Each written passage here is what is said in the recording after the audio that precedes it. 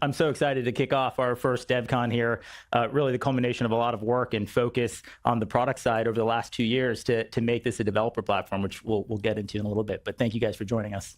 Awesome. Well, as Anurag mentioned, this is DevCon 1 of 1. I guess to kick us off, why now? Why have we started DevCon at this point, and kind of what's the journey that led us to today?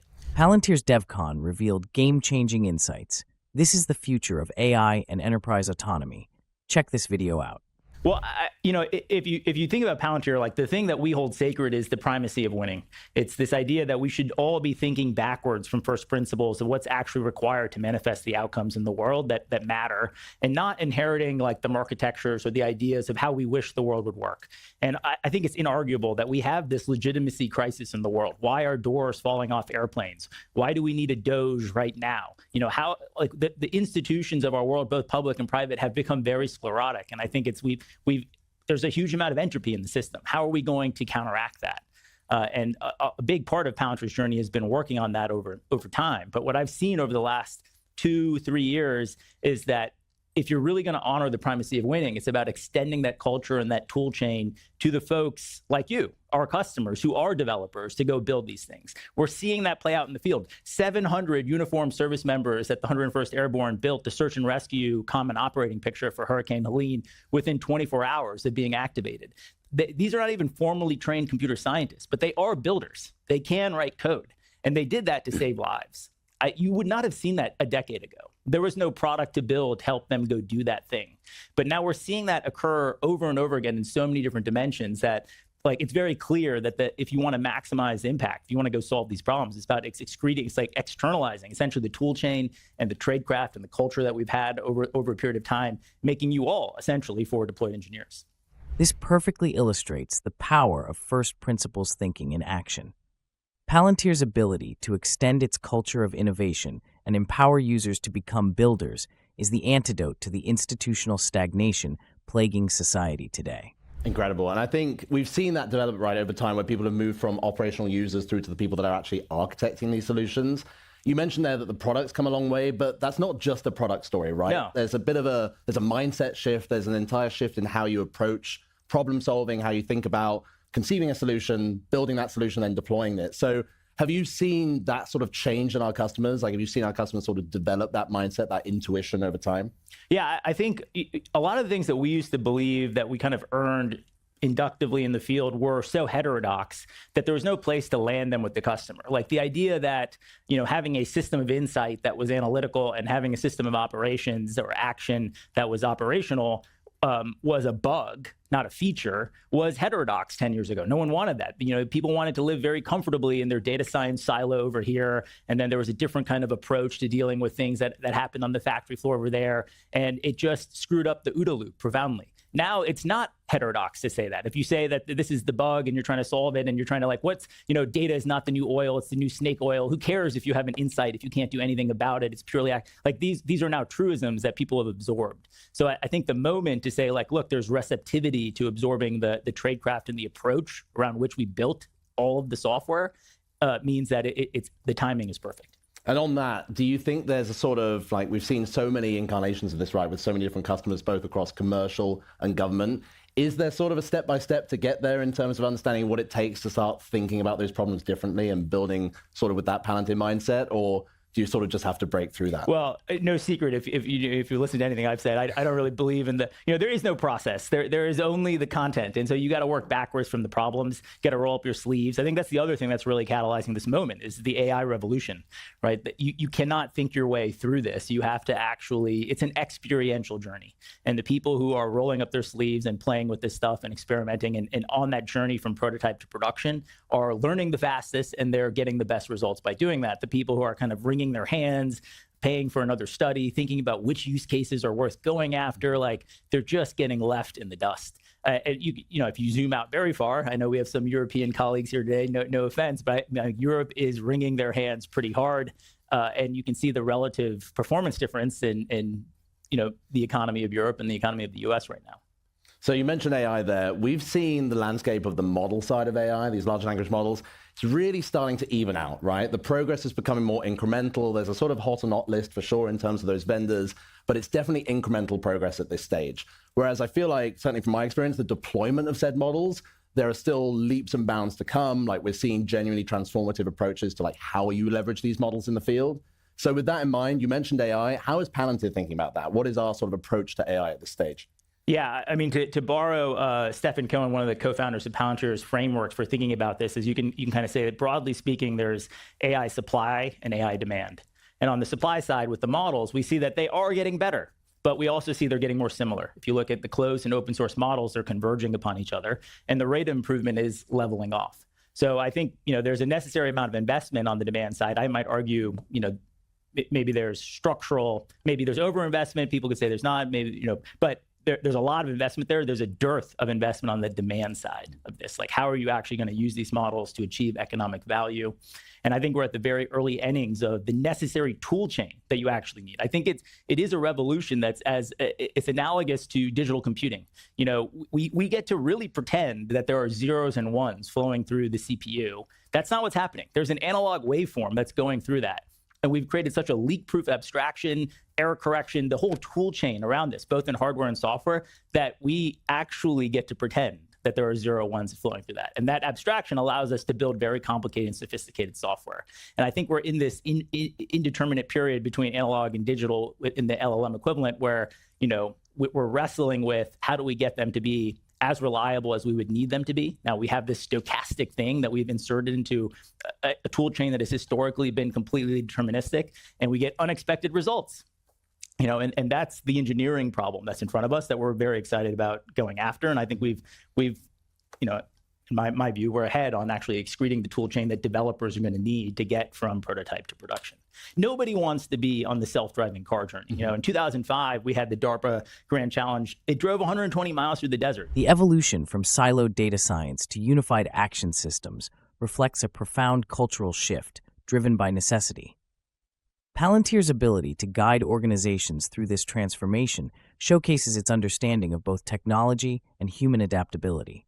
So speaking of use cases and getting to production, as you mentioned there, we announced AIP in April of last year, right? We're coming up on a full year, the first full year of AIP. How has our sort of intuition or our approach to those use cases changed, right? Like the tool chain is there, but surely that intuition of there's no perfect AI use case, right? But how we go about sort of scoping that with customers and perhaps how our customers are starting to think about that. We started in chat. We're definitely going beyond that now, but how do you see that kind of evolving over the coming months and years? The last few months have given me an extreme amount of conviction that the value is in automation, is in enterprise autonomy, essentially. Maybe you can be 50% more productive with a co-pilot. I think chat is kind of structurally a dead end. It's highly charismatic, but you can do actually not that much with it. But all of the economic value is going to be in thinking about AI as a type of labor. So decomp the problem into, what can a human do? What does a subject matter expert do as distinct from a human, which is a much higher bar that you wouldn't expect the models to inherently be able to do today? What is actually workflow? The workflow still matters here. What is traditional software in ML, and how do you string these things together to actually accomplish the workflow?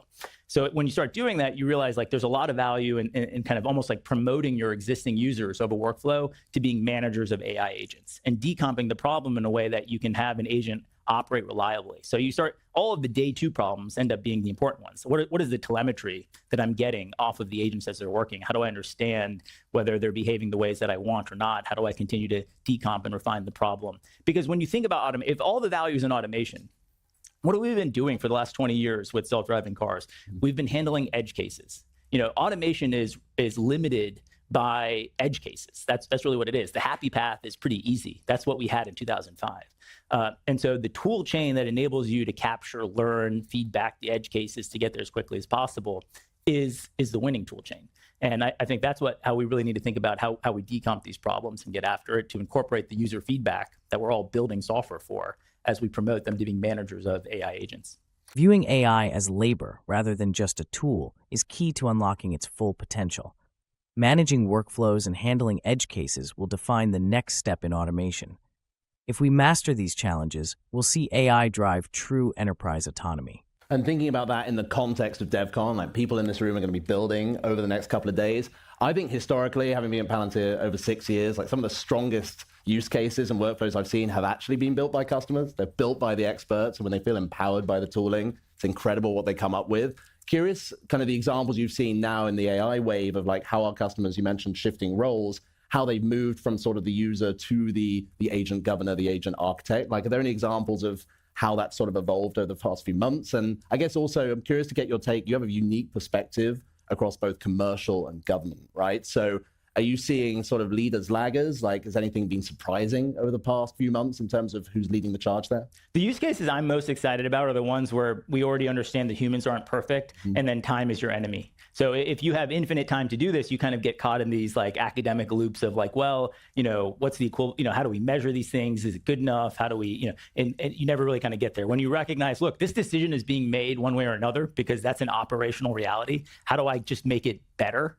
And I already recognize that given the time constraints and everything that's happening, the humans are very constrained. Like that's a great use case. So on the government side, one of the ones I'm most proud of applying LLMs to is machine-assisted disclosure of intelligence sharing. So if you look at real-world events that are happening, how does the U.S. share intelligence with foreign partners? Usually you have a document that codifies the rules and the policies of what can be shared, under what conditions. Human is reading that. Human is looking at the raw intelligence. That process would take 3 days. Well, guess what? In 3 days, the missile has already landed.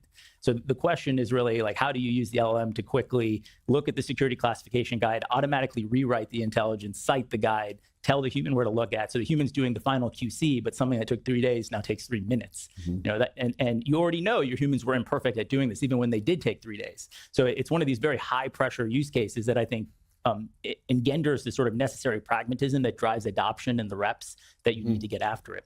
The other part of this that I think is kind of crazy is like we all focus on, co-pilots make the most sense if you think the greatest value add is going to be improving the performance of the median individual in the institution. There is no doubt that that's going to happen. But I don't think that's the greatest value add. I think, there are these power law outcomes that are going to happen here with this technology means like the very best humans in the institution are going to be way more important than they ever were before. They're going to be levered up by the technology. So as you like go after these use cases, part of the opportunity is as you're creating these AI agents, is like they become huge levers for the people who are the core drivers of productivity for these workflows, and an ability to institutionalize how it is that they even drive what they're doing across the rest of the institution. The shift from user to agent governor represents a profound evolution in roles, emphasizing collaboration between humans and AI. Palantir's ability to design workflows that leverage this dynamic ensures that AI serves as a true force multiplier rather than just a tool. And speaking of the strongest individuals at these institutions, we have a whole room full of them, I believe, in my personal opinion at least. So people are going to leave DevCon, they're going to go back to their various organizations, back to work, as it were. I think there's a certain amount of chaos that comes with the creativity that's required to deliver on this, right? And while it sort of starts here in this room, it starts with the individual, we're going to see a sort of re-architecting of these entire organizations, right? There is no process here. It requires a certain amount of chaos to get to what actually matters, which is the content, the outcome, right? So how do you sort of envisage that process or those organizations changing as well in terms of like, is it going to be, okay, we now need the protocol for how to deploy AI, or actually do we think we need to be ready for more chaos and more fluctuation, as it were? I think we should be, we should brace a period of a lot of creative chaos right now. I think we could say that at best, the organizational boundaries that we've had over the last 2 decades were right for a pre-AI era. Why would it follow naturally that that would be exactly how you ought to be organized in the future? So I think the organizations that are going to do well are the ones that are willing to reimagine, well, how should we be organized? And I think what you see, this is the idea with forward deploy engineering, is pushing that technical expertise into operations is going to be really important. And the operational expertise, like why does it matter? If we go back to the Hurricane Helene example, you have 700 uniformed service members who would not have considered themselves programmers or developers in a formal sense, but the malleability of their software as the kind of, it's their Iron Man suit, right? Their ability to tailor it and retailor it to meet the moment and the challenges they have. I think that's going to be a crucial capability. So I think it's actually going to be very empowering to developers. I don't really view the use case of asking it to generate some like boilerplate TypeScript as the interesting impact that it's going to have. It's actually going to liberate developers to move into the business much more and be much more levered in the impact they deliver.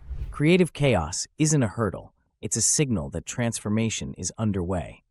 By empowering individuals to tailor and reshape their tools to meet dynamic challenges, Palantir ensures its technology adapts as fast as the problems it solves. Yeah, I think the winners are ultimately going to be the organizations and the individuals that can embrace that chaos, right, and focus on what matters, focus on the outcomes.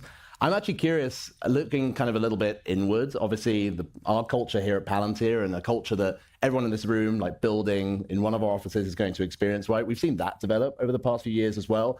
How are you thinking about our culture changing a little bit in terms of the forward deployed engineer, the role that engineer takes in the advent of AI, and as our organizations become, or customers become the developers, become the builders as well?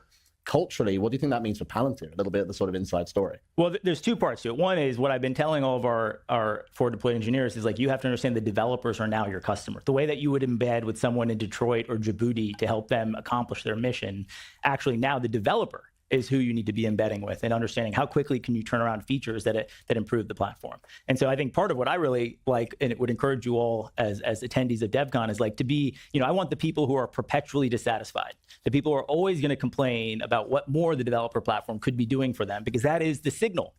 I tell the forward deployed engineers, your job is to metabolize pain and excrete product, right? So we need your pain and we will be responsive to it. But I think the other part that is internally, the opportunity, but just human factors is legitimately hard, is the AI revolution requires us to reinvent a huge amount of tradecraft. And so if you're the sort of person, you're like, well, wow, I've been really successful. I've done this for a decade. I just want to keep doing what it is that we were doing before. Like, that's not going to keep working. Right? Like, actually, there's a wholesale reinvention and recreation of tradecraft that you have to go earn from first principles how to apply this. And I think the closer you are to the old world, the more you're like, how do I just sprinkle this into my existing workflows? And I think you might get some marginal improvements from that, but there is an opportunity to really reimagine this and be maximalist around it. And I think that's created opportunities internally for people who have been here 3 months to actually be in charge of big things that people who've been here 3 years are lagging behind on. And we're rolling into 2025 in just a couple of months. You mentioned automation. You mentioned kind of the iteration on the strategy that we've seen over the past few months. What are you most excited for next year? From Shyam's personal point of view, what do you think is coming next that you're most excited about? It is around automation. I'm kind of calling it Project Autopilot internally, but how do we, so it's actually kind of mirroring some of the tradecraft we built on the government side with what we call Target Workbench. It's essentially the automation of the targeting process, but a lot of the lessons we learned there about how humans interact with that automation under high stakes consequences and scenarios, really bringing that as a tool chain that enables developers to build the automations, govern the edge cases, create the feedback loops that help you all instantiate armies of AI. The need for a cultural shift in the AI era is crucial. Relying on outdated methods will only slow progress. Palantir's focus on reinventing workflows rather than just enhancing old processes is key to staying ahead of the curve. By embracing the full potential of AI, organizations can break free from the limits of traditional systems and truly scale their impact. Agents. Awesome. And yeah, with the last few minutes that we have here, so you mentioned there's going to be pain, right? I hope for the builders at DevCon, it's the right kind of pain. Like, if it's organizational pain, please let me know. But if it's product pain, that's great. We want that. With those last few minutes, what would you impart onto our audience of builders and technical leadership here at DevCon? We've got 2 days of the event coming up, our longest event yet, right? What should people bear in mind as they approach these sessions? Well, we want to focus on the things that make you more different, more special, the things that create alpha in your institutions. I certainly remember a pre-AWS world where, frankly, when AWS was coming out, it was a little emasculating that I wouldn't get to set up my own Linux box and I wouldn't be able to pet it in the corner. And that was part of, like, I don't know, my sense of self. And I can't even imagine doing that now. And my children will never even know that there is a physical box out there, right? And so you think about how much we've absorbed this. I think there's an opportunity like that for us here where we're essentially, if AWS deprecated infrastructure, I think our tool chain can deprecate backend development. And a lot of that stuff is actually really hard and really non-differentiated. Like, you don't derive competitive advantage from that. You just need it to work. Where you derive real advantage from is the applications that run your business, the things that actually make sense. So creating this declarative approach to backend, just like there's a declarative approach to infrastructure that allows you to go build the things at the speed, compete on speed, really. And so I think thinking about that as a frame of, like, where could we give you more leverage? Where can we take the stuff off that's, like, hard, but actually all beta and all undifferentiated, so that you can go faster and focus on the things that make you special and more different as institutions? Like, that's where I think the opportunity is. And I think with that, we're going to be rolling into a set of customer keynotes now. My personal take is you're going to see what I think is one of the most exciting mixes of like product and culture, right? We're seeing companies re-architect their deployment, their technical solutions, but also re-architect their own operations, their own businesses, how they look inward as well. So something to bear in mind, some of those cues of like how a company is thinking about this, not just from a technical lens, but also a strategic lens. And with that, Sham, any final words to impart to this crew? No, enjoy the day. Eager for your feedback on all this stuff. Please let your ambition run unbridled. How many companies are still bogged down by outdated infrastructure management when they could be focusing entirely on their strategic goals? With Palantir's tools and systems, businesses can shift away from the complexity of back-end development and instead focus on building applications that push them ahead of their competitors.